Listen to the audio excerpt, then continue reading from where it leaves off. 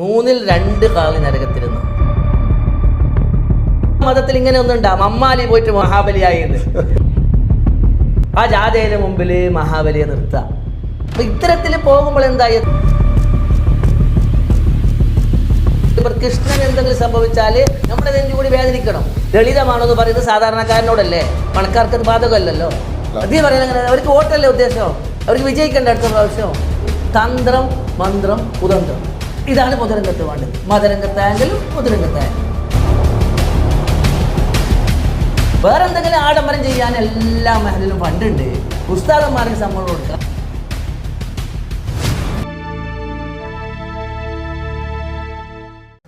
നമസ്കാരം. ഇന്ന് എന്നോടൊപ്പമുള്ളത് കാസർഗോട്ടെ പ്രമുഖ വ്യക്തിത്വമായ മുക്രി സുലൈമാൻ ഹാജിയാണ്.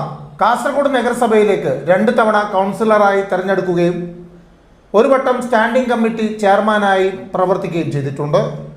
ഇതിലുപരി കാസർഗോഡ് മാലിക് ബുദിനാർ പള്ളിയുടെ സെക്രട്ടറിയായും പ്രവർത്തിച്ചിട്ടുണ്ട്. നിലവിൽ ജദീദ് റോഡ് മസ്ജിദിന്റെ സെക്രട്ടറിയാണ്. പൊതുപ്രവർത്തന രംഗത്തും ഇസ്ലാമികമായ കാര്യങ്ങളിലും കൃത്യമായി നിലപാട് സ്വീകരിക്കാനും അത് തുറന്നു പറയാനും മുക്രി സുലൈമാൻ ഹാജി എന്നും മുന്നോട്ട് വന്നിരുന്നു. അതുകൊണ്ട് തന്നെ മുക്രി സുലൈമാൻ ഹാജി വലിയ വിവാദങ്ങളിലും പോയി ചാടാറുണ്ട്. അസ്സലാമു അലൈക്കും. ഇത് നമ്മൾ 2ാം തവണയാണ് ഇതുപോലെ ഒരു അഭിമുഖ സംഭാഷണത്തിന് ഇരിക്കുന്നത്. ഒരു 5 വർഷങ്ങൾക്ക് മുമ്പ് സമാന രീതിയിൽ നമ്മൾ ഒന്ന് ഇരുന്നിട്ടുണ്ട്. ഇപ്പോൾ വീണ്ടും വിവാദ നായകനായി മാറിയിരിക്കുകയാണ് മുക്രി സുലൈമാൻ ഹാജി. താങ്കളുടെ വാക്കുകൾക്ക് മൂർച്ച കൂടി പലർക്കും ബുദ്ധിമുട്ടുണ്ടാക്കുന്ന, അതല്ലെങ്കിൽ അത് വേണ്ടായിരുന്നു എന്നും പറയുന്ന ആളുകളുമുണ്ട്. ഇക്കഴിഞ്ഞ നബിദിന പരിപാടികളിൽ ഇത്തരത്തിലുള്ള പല പരാമർശങ്ങളും താങ്കൾ ഉയർത്തിവിടുകയുണ്ടായി. എന്താണ് നിങ്ങൾ ഇങ്ങനെ ഇടയ്ക്കിടയ്ക്ക് ഈ ഒരു വിവാദ പരാമർശങ്ങൾ ഉണ്ടാക്കുന്നത്? ഏറ്റവും ഒടുവിലത്തെ വിവാദം എന്താണ്? വിവാദം എന്ന വാക്കിനോട് എനിക്ക് തീരെ താല്പര്യമില്ല. കാരണം ഒരു കാര്യത്തിൽ ഞാൻ വിവാദങ്ങൾ ഉണ്ടാക്കാൻ ആഗ്രഹിക്കുന്നവനുമല്ല, വിവാദം ഉണ്ടാക്കിയിട്ടുമില്ല. ഏകദേശം 10-15 വർഷമായിട്ട് ഇപ്പോൾ ഞാൻ പൊതുരംഗത്തിൽ നിന്നും മതരംഗത്തിൽ നിന്നും കുറേ മാറി നിൽക്കുകയാണ്. 25 വർഷം മുമ്പ് മർഹൂം KS അബ്ദുല്ല സാഹിബ് 7 അംഗം പ്രസിഡന്റും സെക്രട്ടറി ഹമീച്ചാവും 5 അംഗം പ്രവർത്തക സമിതി മാലിക് ബുദിനാറിൽ പ്രവർത്തിക്കുന്ന സമയത്ത് 5-ൽ-1 ഞാൻ വർക്കിംഗ് കമ്മിറ്റിയിൽ 12 വർഷം പ്രവർത്തിക്കാൻ അവസരം കിട്ടിയവനാണ് ഞാൻ. KS അബ്ദുല്ല സാഹിബിൻ്റെ നിര്യാണത്തിന് ശേഷം മഹ്മൂദ് ഹാജി പ്രസിഡൻ്റായപ്പോഴും അന്ന് NM കർമുള്ള ഹാജി, മുക്രി ഇബ്രാഹിം ഹാജി, KS ഹബീബുള്ള ഹാജി, T അബ്ദുല്ല സാഹിബ് തലങ്കര, ഇബ്രാഹിം ഖലീൽ സാഹിബൊക്കെ മെമ്പറായ കമ്മിറ്റിയിൽ 3 വർഷം ജനറൽ സെക്രട്ടറിയും 3 വർഷം വൈസ് പ്രസിഡൻറ്റുമായി പ്രവർത്തിക്കാൻ അവസരം ലഭിച്ചവനാണ് ഞാൻ. ഇപ്പോൾ ഈ പുതിയ കമ്മിറ്റിയിലെ ചില ആൾക്കാരോടുള്ള സമീപനത്തിൽ എനിക്ക് യോജിക്കാൻ പറ്റാത്തൊരു വിഷമം വന്നപ്പോൾ ഞാൻ മാറി നിന്നു എന്ന് മാത്രമേ ഉള്ളൂ. പിന്നെ ജദീദ് റോഡ് നിങ്ങൾ പറഞ്ഞില്ലേ വിവാദം നടത്തിയത്, ജദീദ് റോഡിലെ വിവാദം എന്ന് വെച്ചെങ്കിൽ ഞാനിപ്പോൾ പുതുതായി ഇന്ന് ജദീദ് റോഡ് കമ്മിറ്റിയുടെ പ്രസിഡൻ്റാണ്.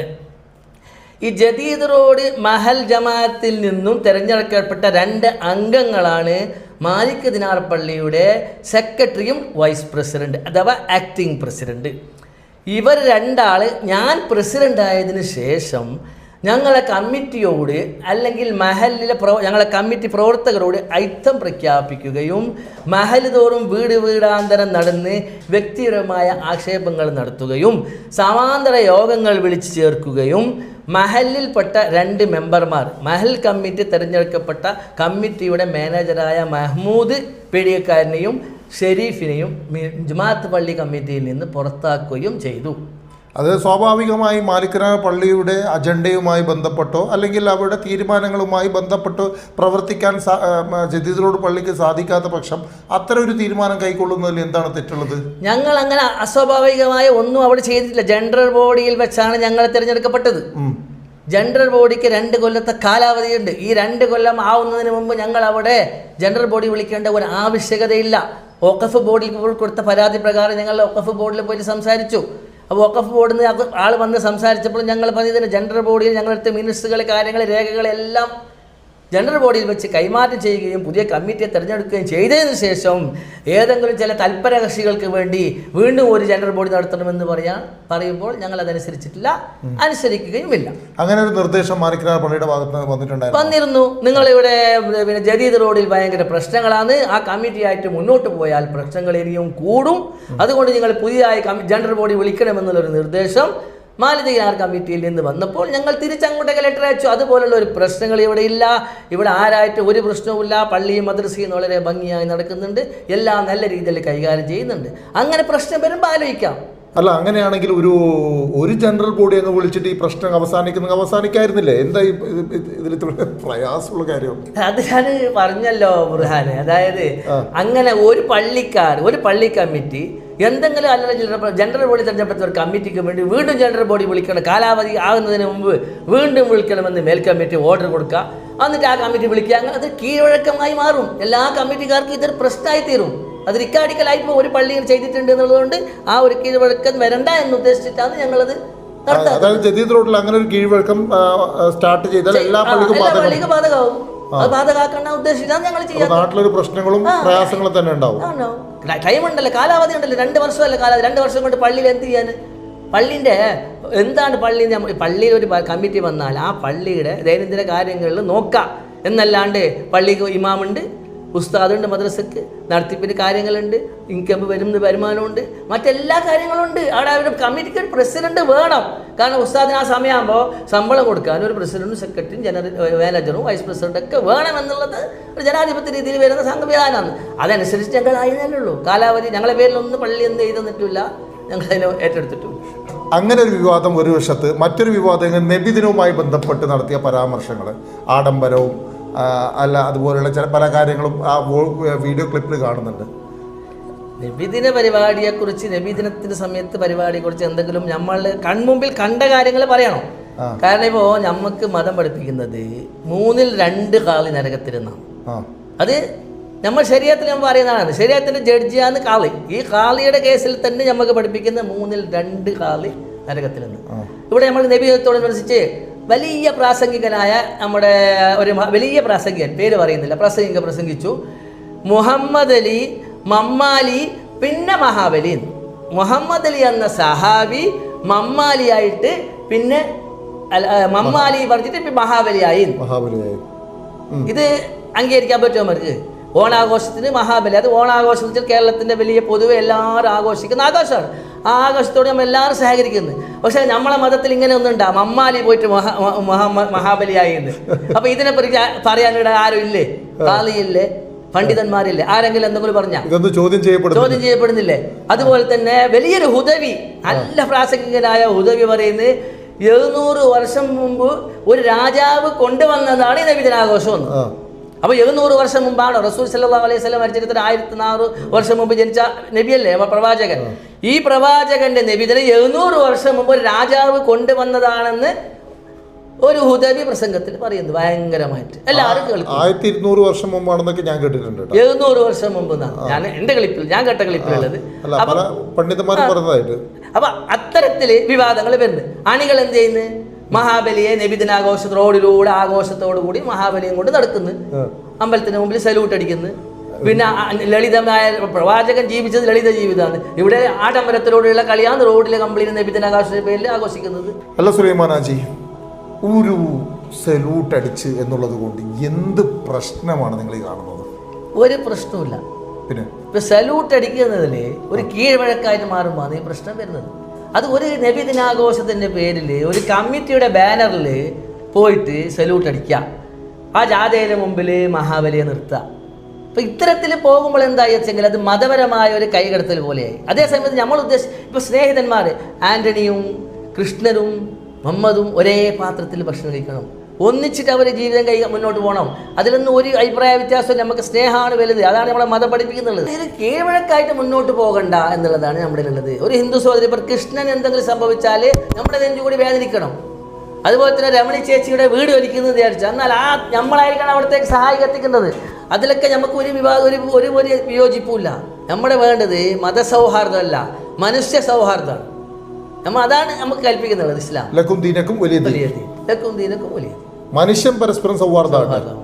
അതാണ് വേണ്ടത് അല്ലേ, അല്ലാതെ മതസൗഹാർദ്ദമല്ല.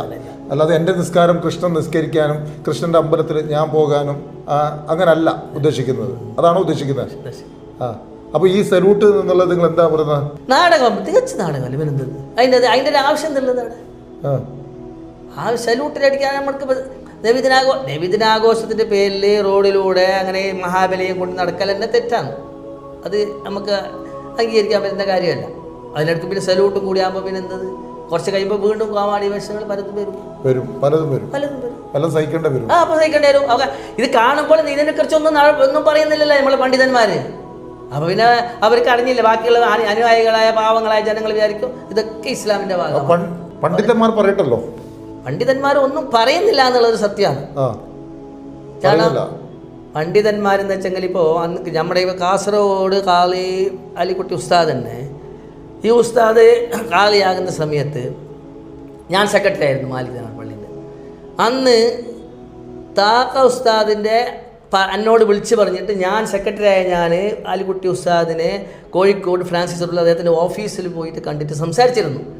അദ്ദേഹത്തോട് ഞാൻ പറഞ്ഞിരുന്നു, കാസർഗോഡ് നിന്ന് വരുന്ന കാളിക്ക് കാസർഗോഡ് സ്ഥിരം നിൽക്കുന്ന കാളിയായിരിക്കണമെന്നാണ് ഞങ്ങളുടെ മഹലുകാരുടെ നാട്ടുകാരുടെ ആഗ്രഹം. ഇതിനു മുമ്പുണ്ടായിരുന്ന കാളിമാരെല്ലാം അങ്ങനെയായിരുന്നു. അതുപോലെയുള്ളൊരു കാളിയാണ് ഞങ്ങൾ നാട്ടുകാരുടെ ആഗ്രഹമെന്ന് മൂപ്പരോട് ഞാൻ ഉണർത്തിയിരുന്നു, ആലിക്കുട്ടി ഉസ്താദിനോട്. അപ്പം അന്ന് എന്നോട് ഉസ്താദ് ഡയറക്റ്റ് എന്നോട് പറഞ്ഞ മറുപടി, ഞാൻ എല്ലാ കാര്യവും അന്നത്തെ സംയുക്ത ജമാഅത്ത് പ്രസിഡൻ്റായിരുന്ന ചെർക്കളം അബ്ദുല്ല സാഹിബിനോട് പറഞ്ഞിട്ടുണ്ട്. ചെർക്കളം അബ്ദുല്ല സാഹിബ് എന്നോട് എല്ലാം സമ്മതിച്ചേറ്റിട്ടുണ്ട്. അബ്ദുല്ല സാഹിബ് പറഞ്ഞ് നിങ്ങളൊരു കാളിയായിട്ട് അവിടെ നിന്നാൽ മതി, ബാക്കി കാര്യങ്ങളെല്ലാം ചെയ്യാൻ അവിടെ ആളുണ്ട്. അപ്പോൾ ഞാൻ ആ കാര്യവും പറഞ്ഞു ചെർക്കളം അബ്ദുല്ല സാഹിബിനോട്. അതായത് എനിക്ക് അവിടെ നിൽക്കാനുള്ള സൗകര്യം ഇല്ല അബ്ദുല്ല സാഹിബെ, പട്ടിക്കാട് ജാമ്യ എന്നൊരു ക്ലാസ് ഉണ്ട്, അതുപോലെ തന്നെ ഡൽഹിയിൽ പരിപാടിയുണ്ട്, സമസ്തൻ്റെ സെക്രട്ടറി എന്ന നിലയ്ക്ക് ഒരുപാട് ഉത്തരവാദിത്തങ്ങളുണ്ട്. എനിക്ക് കാസർഗോഡ് വന്നിട്ട് കാളിയായിട്ട് ആ ഉത്തരവാദിത്തങ്ങൾ നിറവേറ്റാൻ എന്നെ സാധിക്കില്ല എന്ന് പറയുമ്പോൾ അന്ന് ചെർക്കളം അബ്ദുല്ല സാഹിബ് നിൽക്കണം നിങ്ങളെന്ന് പറഞ്ഞത് കൊണ്ട് ഞാൻ നിൽക്കുന്നു എന്നാണ് ബഹുമാനപ്പെട്ട ആലിക്കുട്ടി ഉസ്താദ് എന്നോട് പറഞ്ഞത്. ഏറ്റവും പ്രസക്തമായ ചോദ്യം, അന്ന് താഹ ഉസ്താദിനെ എല്ലാവർക്കും താല്പര്യമുണ്ടായ ഒരാളാണ്, ജനങ്ങളൊന്നാകെ ആഗ്രഹിച്ച ഒരു വ്യക്തിത്വമാണ് താഹ ഉസ്താദ്, ഇന്നത്തെ മംഗലാപുരം ഖാദി. എന്താണ് അന്ന് അദ്ദേഹത്തെ തഴഞ്ഞു മാറ്റേണ്ടത്? അതായത് താക്ക ഉസ്താദിനെ കാളിയാറ് വേണമെന്ന് പറഞ്ഞിട്ട് എൻ്റെ മരിച്ചുപോയ ജ്യേഷ്ഠൻ മുക്കീർ ഇബ്രാഹിം ഹാജി മുതൽ 2-3 പേര് ബാണക്കാട് ഹൈദരലി ശിഹാബ് തങ്ങളെ കാണാൻ പോയിരുന്നു. അപ്പോൾ ശിഹാബ് തങ്ങൾ അവിടുന്ന് പറഞ്ഞെന്ന് വെച്ചെങ്കിൽ, തളങ്കരയിൽ കാസർഗോഡിൻ്റെ ഉണ്ടല്ലോ താക്ക ഉസ്താദ്, പിന്നെ ഇവിടുത്തെ വേറെ കാളിനെ നിങ്ങൾ എന്തിന് തിരയുന്നു എന്നാണ് അവിടുന്ന് കൊടുത്ത മറുപടി. അവിടുന്ന് കൊടുത്ത മറുപടി. പക്ഷേ ഇവിടെ കമ്മിറ്റി ഇവിടെ എത്തിയപ്പോൾ ചില താല്പര്യക്കാർക്ക്, ചില കോക്കസുകൾക്ക് ആലിക്കുട്ടി ഉസ്താദിനെ വേണം, താക്ക ഉസ്താദിനോട് വിയോജിപ്പായിരുന്നു. ഞാനൊക്കെ അന്ന് എന്ത് കാര്യത്തിലാണ് വിയോജിപ്പ്? താക്ക ഉസ്താദ് ഏത് കാര്യത്തിലും കറക്റ്റ് സ്ട്രെയിറ്റ് ഫോർവേഡായിട്ട് കറക്റ്റ് സംസാരിക്കും. അപ്പോൾ താക്ക ഉസ്താദ് കമ്മിറ്റിക്ക് ചിലപ്പോൾ വഴങ്ങിയെന്ന് വരില്ല. അങ്ങനെ കമ്മിറ്റി ഞങ്ങൾ വിചാരിച്ച ആളായിരിക്കണം, ഖാലിയാകും. ഖാലി നാട്ടിൽ വലുത് ഞങ്ങളാകണമെന്ന് ആഗ്രഹിക്കുന്നവരാണ് കമ്മിറ്റിയിലുള്ളത്. അപ്പോൾ അത് ആഗ്രഹിക്കുന്നവർക്ക് ശിഹാബ് തങ്ങളുടെ വാക്ക് തള്ളിക്കളഞ്ഞു. അപ്പോൾ ഈ പണ്ഡിതന്മാരെല്ലാം ഇങ്ങനെ മൗനമായി, അല്ലെങ്കിൽ ഖാദിമാർക്ക് ഇങ്ങനെ മൗനമായാൽ എന്തായിരിക്കും സ്ഥിതി? മൗനമെങ്കിൽ ഇപ്പോൾ മാലിക് പള്ളി കമ്മിറ്റി തീരുമാനിച്ചു വിവാഹം ലളിതമായിരിക്കണം, ആഡംബര വിവാഹം പാടില്ല. അവിടെ പ്രസംഗിക്കുന്ന വിവാഹം ലളിതമായിരിക്കണം, പ്രവാചകന്റെ മാതൃക അതാണെന്ന്. ഇവിടെ ഈ നാട്ടിലുള്ള വരനെയും വധുവിനെയും കൊണ്ട് പിന്നെ ഏതെങ്കിലും രാജ്യത്ത് പോയിട്ട് കല്യാണം കഴിക്കുമ്പോൾ ലളിതമായ വിവാഹം, അവിടെ ആഡംബര വിവാഹം, ലളിത വിവാഹം. ഏത് വിവാഹം? നിങ്ങൾ ഈ ആഡംബരം ലളിതമാണെന്ന് പറയുന്നത് സാധാരണക്കാരനോടല്ലേ, പണക്കാർക്കത് ബാധകമല്ലല്ലോ. ഏത് ആഡംബര വിവാഹത്തിൽ നിങ്ങൾ പോകാണ്ടിരുന്ന് ഖാലിയും ഖത്തീബും? ഏതെങ്കിലും വിവാഹത്തിൽ പണക്കാരൊക്കെ പിന്നെ സദസ്സിൽ പോയിട്ട് പറഞ്ഞാൽ ലളിതമായിരിക്കണം വിവാഹമെന്ന്? അത് പറയുന്നില്ലല്ലോ നിങ്ങള്. അതായത് ഒരു പണമുള്ളവന്റെ വീട്ടിൽ കയറി പറയണം, ഇത് ലളിത. പണമുള്ളവന് എൻ്റെ മകളെ കല്യാണം നിശ്ചയിക്കുമ്പോൾ തന്നെ പറയണം വിവാഹം ലളിതമായിരിക്കണം, എന്നെങ്കിൽ മാത്രമേ ഞങ്ങൾ അവർ നിക്കാഹ് കഴിച്ചു തരൂന്ന്. അത് പറഞ്ഞെങ്കിൽ അവർക്ക് നിക്കാഹ് കഴിക്കാണ്ട് ഓനക്ക് മകളെ മറ്റവൻ്റെ കൂടെ അയക്കാൻ പറ്റില്ല. അല്ല, ഞാൻ ചോദിക്കുന്നത് ഈ ആഡംബരം ഇപ്പോൾ പിന്നെ എല്ലാവരും പറയുന്ന ആഡംബരം ആവാൻ പാടില്ല എല്ലാം പറയുന്നുണ്ട്, ആരും കേൾക്കുന്നില്ല. എന്ത് ചെയ്യാൻ? കേൾക്കുന്നില്ല, അങ്ങനെ അത് കേൾപ്പിക്കേണ്ട ഉത്തരവാദിത്വം ഓർക്കില്ലേ? അതിന് ഇതിന് ഇപ്പോൾ ഇവര് പറഞ്ഞു കേൾക്കുന്നില്ല, അവന്റെ മേൽ കമ്മിറ്റിയിൽ പോകണം, സംയുക്ത ജമാഅത്തിലേക്ക് പോകണം. സംയുക്ത ജമാഅത്തിനെ പറ്റി നിനക്ക് എന്തറിഞ്ഞു പോകാൻ? സംയുക്ത ജമാഅത്ത് എന്ത് ചെയ്യുന്നത്? പെരുന്നാൾ നമ്മളേക്ക് പെരുന്നാൾ സമാധാനമായിട്ട് കൊണ്ടാടണമെന്ന് പറയുന്നുണ്ട്. അത് പറയാൻ അവർക്ക് അറിയുന്നത്. വേറെ എന്തറിഞ്ഞു സംയുക്ത ജമാഅത്തിന്? സംയുക്ത ജമാഅത്ത് വലിയ സംഭവമല്ലേ? വലിയ സംഭവം തന്നെ. പാർട്ടിന്റെ MLA ആണ് സംയുക്ത ജമാഅത്ത് പ്രസിഡന്റ്, പാർട്ടിന്റെ സെക്രട്ടറി ആണ് പള്ളിന്റെ സെക്രട്ടറി. അല്ല, ഏതെങ്കിലും ആരെങ്കിലും ബിസിനസ്സുകാരുണ്ടാവും, എല്ലാവരും ഉണ്ടാവും, അവർക്കെല്ലാം തീരുമാനം എടുക്കാലോ. അതായത് ഉത്തരവാദപ്പെട്ട പ്രസിഡന്റ് സെക്രട്ടറി പാർട്ടിന്റെ ആൾക്കാർ, പാർട്ടിക്കാരായിരിക്കണം നിർബന്ധം. വേറെ ഉമറാക്കലുണ്ട്, അതില് പണ്ഡിതന്മാരുണ്ടാ? അല്ല, പാർട്ടിക്കാരായ നിർബന്ധത്തിലുള്ള ഇസ്ലാം അല്ല, പാർട്ടിക്കാരായ തെറ്റൊന്നുമില്ല, എല്ലാം ഒരേ ആൾ തന്നെ ആയിരിക്കണം എന്നല്ലാണ്ട് വേറെ കുറച്ച് വിവരവും പാണ്ഡിത്യവും ഉള്ള ആൾക്കാരെയും കൂടി ഉൾപ്പെടുത്തണ്ടേ? അല്ല, അങ്ങനെ അവരെ കമ്മിറ്റിന്റെ ഉത്തരവാദിത്വം വേണ്ടേ? ആരുള്ളത്? കമ്മിറ്റിന്റെ ഉത്തരവാദപ്പെട്ട പ്രസിഡന്റ് സെക്രട്ടറിയിലൊക്കെ കുറച്ച് ഉമറാക്കളായിരിക്കണം, കുറച്ച് അത് പറയാൻ നട്ടലുള്ള ആളായിരിക്കണം. പാർട്ടിക്കാർക്ക് പറയാൻ പറ്റുമോ? പാർട്ടി അണികൾക്ക് എന്തെങ്കിലും എതിർപ്പ് വന്നുകൊണ്ടാന്നിട്ട് അടുത്ത പ്രാവശ്യം വോട്ട് കിട്ടാനായിപ്പോന്നല്ല ചിന്തിക്കൂ. ദീന് പറയാൻ പറ്റില്ല. ദീൻ പറയാൻ അങ്ങനെ, അവർക്ക് വോട്ടല്ലേ ഉദ്ദേശം, അവർക്ക് വിജയിക്കണ്ട അടുത്ത പ്രാവശ്യം. രാഷ്ട്രീയം ദീനും രണ്ടല്ലേ? രാഷ്ട്രീയ ദീനം ഒന്നാം പാടില്ല. സമസ്തന്റെ അവസ്ഥ എന്ത്? അവര് സമസ്ത നേതൃത്വത്തിലുള്ള വലിയ വലിയ വലിയ പണ്ഡിതന്മാരാണ്. സമസ്ത പണ്ഡിതന്മാരുടെ ഇപ്പോൾ പാർട്ടി നേതൃത്വമാണ് സമസ്ത നിയന്ത്രിക്കുന്നത്. അപ്പോൾ എന്താണ് സമസ്തക്ക് വിചാരിച്ച പോലെ കാര്യങ്ങൾ ചെയ്യാൻ പറ്റുന്ന എന്തെല്ലാം അഭിപ്രായ വ്യത്യാസങ്ങൾ വരുന്നില്ലേ? എന്തുകൊണ്ട് പണ്ഡിതന്മാരുടെ അങ്ങനെ അഭിപ്രായ വ്യത്യാസം ഉണ്ടായി? കൈകടത്തലുണ്ടായത് കൊണ്ടാണ് ഉണ്ടായത്. ദീന് പോലെ തന്നെ പോന്നില്ല, പോണം എന്നെല്ലാവരും ഉദ്ദേശിക്കുന്നത്. സുലൈമാൻ ഹാജി എന്ന ഒരു വ്യക്തി ഇതൊക്കെ പറഞ്ഞുകൊണ്ട് എന്തെങ്കിലും മാറ്റങ്ങൾ ഉണ്ടാവും? ഇല്ല, ഞാനത് സാന്ദർഭികമായിട്ട് നീ ചോദിച്ചതുകൊണ്ട് പറഞ്ഞതല്ലാതെ ഇതൊന്നും പറയാൻ ഉദ്ദേശിച്ചതല്ലേ അല്ല. ഞാൻ 25 കൊല്ലമായിട്ട് പൊതുരംഗത്തുള്ള സുലൈമാൻ ഹാജി, അതിന് പല സ്ഥാനങ്ങളും വഹിക്കാൻ പറ്റി. ഈ പറയുന്ന മാറ്റങ്ങളൊന്നും എന്തുകൊണ്ട് നിങ്ങൾക്ക് കൊണ്ടുവരാൻ പറ്റിയില്ല? പൊതുരംഗത്തും മതരംഗത്തെല്ലാം പ്രവർത്തിക്കണമെന്ന് ആഗ്രഹിച്ചുകൊണ്ട് 25-30 വർഷം മുമ്പ് തന്നെ ബിസിനസ്സിൽ നിന്ന് മാറിയിട്ട് പൊതുരംഗത്തേക്ക് വന്നവനാണ് ഞാൻ. കൗൺസിലറായി, പള്ളി സെക്രട്ടറിയായി. അപ്പോൾ ഈ പ്രശ്നം എന്ത്? തന്ത്രം, മന്ത്രം, കുതന്ത്രം, ഇതാണ് പൊതുരംഗത്ത് വേണ്ടത്. മതരംഗത്തായെങ്കിലും പൊതുരംഗത്തായെങ്കിലും ഇതിൻ്റെ ഒരു കുറവ് എനിക്കുണ്ടായി. തന്ത്രവും മന്ത്രവും കുതന്ത്രവും ഉണ്ടായില്ല. പിന്നെ സത്യം, സമത്വം, നീതി ഇല്ല. ഞാൻ ചോദിക്കുന്നത്, ഈ 25 വർഷം നിങ്ങളെ കയ്യിലുണ്ടായിട്ട് നിങ്ങൾക്ക് എന്ത് ചെയ്യാൻ സാധിച്ചു? ഞാൻ ചോദിക്കുന്നത് എന്തും ചെയ്യാൻ സാധിക്കുന്നില്ലല്ലോ. എന്തുകൊണ്ട്? എങ്ങനെ സാധിക്കല്? ഇപ്പോൾ നാട്ടിലെ പ്രശ്നങ്ങൾക്ക് ഒരു ആരെങ്കിലും എന്തെങ്കിലും ഒരു പ്രശ്നം, ഇപ്പോൾ മാലികനാർ പള്ളിക്ക് തന്നെ ഒരുപാട് കാര്യങ്ങൾ ചെയ്യാം, ഒരുപാട് ഫണ്ട് ഉണ്ട്, എന്തെങ്കിലും ചെയ്താൽ ആടെ തോന്നിയാസം പോലെ എന്തെങ്കിലും ചെയ്യുന്നല്ലാണ്ട് ജനങ്ങൾക്ക് ഉപകാരപ്രദമാകുന്ന ഒരു കാര്യം അവിടെ ഒന്നും നടത്തും. എന്താണ് ജനങ്ങൾക്ക് ഉപകാരപ്പെടുന്നത്? ജനങ്ങൾ ഇപ്പോൾ എത്രയോ പാവപ്പെട്ട കുട്ടികൾക്ക്, പെൺകുട്ടികൾക്ക് വിവാഹത്തിന് സഹായം മാലികന പള്ളി കൊടുക്കുന്നുണ്ടാ? ഫണ്ടില്ല അവിടെ. ഇനി ഫണ്ട് ഇല്ലെങ്കിൽ തന്നെ ഫണ്ട് കൊടുക്കാൻ സന്നദ്ധരായ ഫണ്ട് ഉള്ളവരുണ്ട് ഒരുപാട്. അപ്പോൾ ഒരു കുട്ടിക്ക് 10 പവൻ വേണം എന്ന് പറഞ്ഞാൽ ആ 10 1 പവനായിട്ട് വരും. എന്തെങ്കിലും വേറെ സമ്മേളനങ്ങളോ അല്ലെങ്കിൽ വേറെ മത്സരങ്ങളോ കളികളോ എന്തെങ്കിലും ലക്ഷക്കണക്കിന് രൂപ വരുന്നില്ല അവിടെ. ഇപ്പോൾ നബിദിനാഘോഷത്തിൽ എത്ര ലക്ഷം രൂപ ചിലവാക്കി ഓരോ പള്ളി മാലിൽ. അതേസമയത്ത് നബിദിനാഘോഷ പരിപാടിയിലെ കുട്ടികളെ ഈ രീതിയിലേക്ക് എത്തിക്കുന്നത് ആര്? ഉസ്താദന്മാർ, മദ്രസ അധ്യാപകന്മാർ. മദ്രസ ഉസ്താദന്മാരുടെ അവസ്ഥ എന്ത്? ഏകദേശം സമസ്തയുടെ കീഴിൽ 11,000 മദ്രസയും 1 ലക്ഷത്തോളം ഉസ്താദന്മാരുണ്ട്. അതിൽ 80% ഉസ്താദന്മാർക്കും ശമ്പളം ഒരു കുടുംബം പോറ്റാനുള്ള ശമ്പളം അവർക്കില്ല. ഏറ്റവും കുറഞ്ഞ ശമ്പളം എന്നുള്ളത് 8,000, 10,000, 12,000 രൂപയാണ് ശമ്പളം. അതിനൊരു ഏകീകരണവും ഇല്ല. അവർക്ക് ശമ്പളം ഇല്ല, അവർ കൊടുക്കാൻ മഹലിൽ ഫണ്ടില്ല. വേറെ എന്തെങ്കിലും ആഡംബരം ചെയ്യാൻ എല്ലാ മഹലിലും ഫണ്ടുണ്ട്. ഉസ്താദന്മാർക്ക് ശമ്പളം കൊടുക്കാൻ മഹലിൽ ഫണ്ടില്ല. ഈ ഫണ്ട് ഉണ്ടാക്കേണ്ടതും ഇതിന് നിയന്ത്രിക്കേണ്ടതും സ്വരൂപിക്കേണ്ടതും സമസ്തയുടെ ഉത്തരവാദിത്തമാണ്. ഇപ്പോൾ 100ാം വാർഷികം ആഘോഷിക്കില്ലേ സമസ്തക്ക് ഒരു സർക്കുലർ കൊണ്ടുവരാ. കാരണം ഓരോ മഹല്ലത്തിൽ നിങ്ങളെ കുട്ടികളെ പഠിപ്പിക്കുന്ന മദ്രസ ഉസ്താദന്മാർക്ക് ചുരുങ്ങിയത് ഇത്ര ശമ്പളം കൊടുക്കണമെന്നുള്ള ഒരു സർക്കുലർ കൊണ്ടുവരാൻ പറ്റും സമസ്ത വിചാരിച്ചെങ്കിൽ. സമസ്തന്റെ എത്ര സമ്മേളനത്തിന് എത്ര കോടികൾ ചെലവഴിക്കുന്നത് ഇപ്പോൾ? ഏത് കാലത്തിൽ ഫണ്ടില്ലാത്തത്? അപ്പോൾ ഈ ഫണ്ട് ഇല്ലായിട്ടല്ല, ഫണ്ട് ആവശ്യത്തിലുള്ള രീതിയിൽ ചെലവാക്കാൻ ആർക്കും താല്പര്യമില്ല. ഈ പള്ളിയിലെ ഉസ്താദിൻ്റെ ശമ്പളമായിട്ട് ബന്ധപ്പെട്ട് പറയുമ്പോൾ ചിലപ്പോൾ സങ്കടം തോന്നുന്ന കാഴ്ച കേട്ടാ. കാരണം ഞാനൊക്കെ ഒരുപാട് കണ്ട കാഴ്ചയാണ്. 40 കൊല്ലം 50 കൊല്ലമൊക്കെ ഉസ്താദായി ജോലി ചെയ്ത് വളരെ മാന്യമായി പിരിഞ്ഞു പോകുന്ന ആൾക്കാർ അവരുടെ മക്കളുടെ കല്യാണമാകുമ്പോൾ അവർക്കൊരു സ്വന്തമായി വീട് എന്നുള്ള ആവശ്യം വരുമ്പോൾ ഈ നാട്ടുകാരുടെ മുമ്പിൽ ഈ ലെറ്ററുമായിട്ട് ഞാൻ ഇന്ന സ്കൂളിൽ പഠിപ്പിച്ചതാണ്, ഇന്ന മദ്രസയിൽ പഠിപ്പിച്ചതാണെന്നൊക്കെ പറഞ്ഞ് യാചിക്കുന്നത് പോലെ ഈ പണ്ഡിതന്മാരായ ഉസ്താദന്മാർ പോയി തൻ്റെ മക്കളുടെ കല്യാണത്തിനും വീട് നിർമ്മാണത്തിനും മറ്റ് അസുഖബാധിതനായൊക്കെ കൈ നീട്ടുന്നത് കാണുമ്പോൾ വല്ലാത്ത സങ്കടം തോന്നുന്നൊരു കാഴ്ചയാണ്. 8,000 10,000 ശമ്പളം കൊടുത്തിട്ട് ഉസ്താദുമാർക്ക് എന്താവാന്? ഏറ്റവും ചുരുങ്ങിയത് 25,000 രൂപയെങ്കിലും അവർക്ക് ശമ്പളം കൊടുക്കേണ്ടതാണ്. ഒരു വീട് അടിച്ചു കോരാൻ വരുന്ന ആൾക്കുണ്ട് 10-600 100 ശമ്പളം. ഇത്രയും സങ്കടപ്പെടുത്തുന്ന ഒരു വിഭാഗം വേറെയില്ല. അവർക്ക് ആരെങ്കിലും 50 കൈമടക്കിൻ്റെ ആൾക്കാരായിട്ട് അവരെ മാറ്റിക്കളഞ്ഞു. അവർ അഭിമാനത്തോടെ അവർക്ക് ദീന് പറയണമെങ്കിൽ അവരാരെ മുമ്പിലും തല കുനിക്കാത്തവരായിരിക്കണം. നമ്മൾ 50ഉം നമ്മളെ 100ഉം നമ്മളെ 500ഉം ഈ ചുരുട്ടി കൊടുക്കുന്ന ആളുകളാക്കിയിട്ട് നമ്മളെ മുത്തലിങ്ങളെയും നമ്മളെ ഉസ്താദന്മാരെയും പണ്ഡിതന്മാരെയൊക്കെ മാറ്റിക്കളഞ്ഞു. അവർ എപ്പോഴും ഈ 500ൻ്റെ ആളായിട്ട് മാറി. അങ്ങനെ ആവാത്ത അവർക്ക് കൃത്യമായ ശമ്പളം, അവർക്ക് കൃത്യമായി എന്നാൽ എനിക്ക് ശമ്പളമുണ്ട്, ഞാൻ ആരുടെ മുമ്പിൽ നിൽക്കേണ്ടവരല്ല എന്ന് ചിന്തിക്കാനുള്ളൊരു കപ്പാസിറ്റി ഈ പണ്ഡിതന്മാർക്ക് വരും. നിങ്ങൾ ആദ്യം തീരുമാനിക്കേണ്ടത് ഈ ഉസ്താദുമാരുടെ ശമ്പള വർധനയെ കുറിച്ചാണ്. അവർക്ക് കുടുംബമായിട്ട് ജീവിക്കാനുള്ള ഒരു അവസരമില്ല. അവരെ നിങ്ങളെ മഹല് മദ്രസകളിൽ ഒരു കുടുംബമായിട്ട് ഒരു വീടെടുത്ത് കൊടുക്കുന്നില്ല. എന്തിനു പോട്ടെ, നമ്മളെ അടിസ്ഥാനപരമായിട്ട് ഒരു പള്ളി എന്നുള്ള പരിപാലനം. എനിക്ക് തോന്നുന്നു നിങ്ങൾ കഴിഞ്ഞ ഇൻ്റർവ്യൂവിൽ പറഞ്ഞ കാര്യമാണെന്ന് തോന്നുന്നു.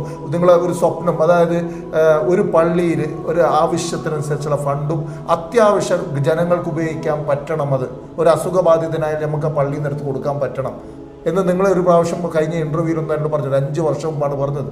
എന്നിട്ട് എന്ത് പറ്റി 5 വർഷമായിട്ട് ഒന്നും ചെയ്യാൻ പറ്റാതായിപ്പോയത്? എങ്ങനെ ചെയ്യല്? ആ കാര്യത്തിൽ ആർക്കും താല്പര്യമില്ല. ഉസ്താദന്മാർക്ക് ശമ്പളം ഏകീകരണം. ഇപ്പോൾ മഹലുകാർ പറയും എല്ലാ മഹലിലും പ്രശ്നങ്ങളുണ്ട്. ഒരു എല്ലാ മഹല്ലത്തിലും അള്ളാൻ്റെ അനുഗ്രഹം കൊണ്ട് സമ്പന്നരുണ്ട്, എല്ലാ മഹലിലും. പക്ഷേ അനാവശ്യമായിട്ട് കുറേ ഇഷ്ടം പോലെ ചിലവാക്കുന്നതല്ലാണ്ട് ആവശ്യത്തിന് അവർക്ക് ശമ്പളം കൊടുക്കാനാണ് ഫണ്ടില്ല. ഈ ഫണ്ട് എങ്ങനെ ഉണ്ടാക്കാനല്ല എല്ലാവരും സഹകരിക്കുന്നില്ല.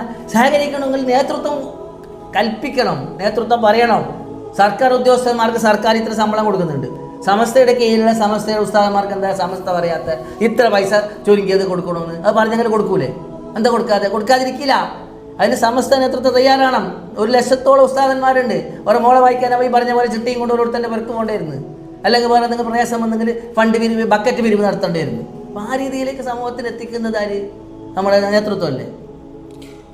ഉസ്താദുമാർക്ക് അന്തസ് അത് നമ്മൾ നൽകേണ്ടതാണ്. അവരുടെ ബഹുമാനക്കുറവുണ്ടാവാൻ പാടില്ല. അവർ പെരുന്നാ പൈസക്ക് വേണ്ടി കാത്തിരിക്കുന്ന ഒരാളായിട്ട് മാറാൻ പാടില്ല. കാരണം നമ്മളൊക്കെ പഠിപ്പിച്ച പണ്ഡിതന്മാരാണ്.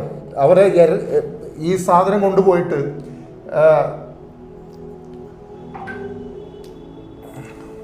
ഈ ആൾക്കാരുടെ മുമ്പിൽ ബഹുമാനക്കുറവാക്കിയിട്ട് അവരെ യാചകരാക്കി മാറ്റുമ്പോൾ സങ്കടമുണ്ട്. അവർക്ക് കുടുംബജീവിതം നിഷേധിക്കപ്പെടുന്നതിന് സങ്കടമുണ്ട്. അത് എല്ലാ പൊതുവായിട്ടുള്ള എനിക്കൊരു സങ്കടമാണ്. ആ ഉസ്താദുമാരെ ബഹുമാനക്കുറവുണ്ടാക്കുന്ന, അവരുടെ ശമ്പളക്കുറവുണ്ടാക്കുന്നത്. ഞാനിപ്പോൾ കുറച്ച് ഒരു പള്ളിയുടെയോ 2 പള്ളിയുടെയോ എന്തോ ഭാരവാഹിയും പ്രസിഡൻറ്റും ഒക്കെയാണ്. എന്തെങ്കിലും മാറ്റം കൊണ്ടുവരാൻ നിങ്ങൾക്ക് സാധിക്കും? എൻ്റെ പള്ളിയിലത്തെ കഥയാണ് ഇപ്പം നമ്മൾ ആരംഭം തുടങ്ങിയതല്ലേ.